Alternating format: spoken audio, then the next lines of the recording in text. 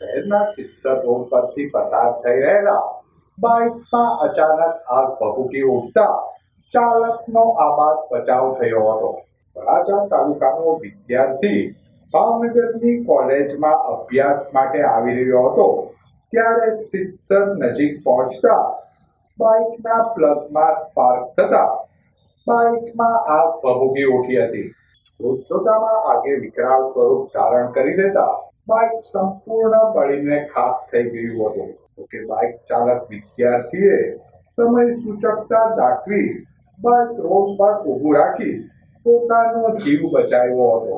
સળગતા bike પર સ્થાનિક લોકોએ પાણીનો મારો ચલાવી આગ પર કાબુ મેળવ્યો હતો.